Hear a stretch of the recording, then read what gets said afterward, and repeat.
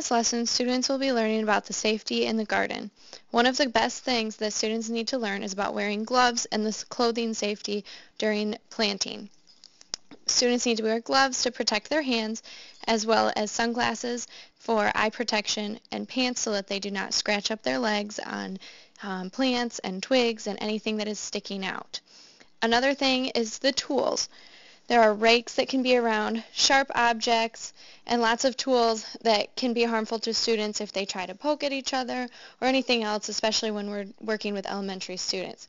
Especially like in this picture, students do need to wear shoes, the proper shoes especially, not just flip-flops. They need to wear tennis shoes or boots so that they do not step on any tools or step on plants that could be harmful to themselves.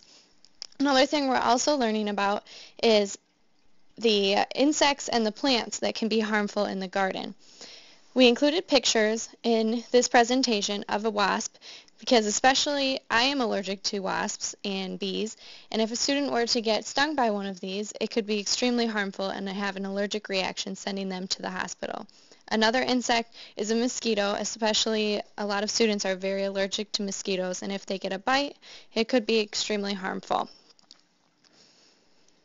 The next thing we want to cover during our safety lesson is chemicals in the garden. Slug killer, wasps, anything that has any chemicals in it can be harmful to students. In my lesson that I am including, there's a link that sends you to a website that talks about how chemicals in the garden can be linked to ADD and ADHD in students and can trigger those reactions. Another thing that we'd like to cover during our growing safety is animals.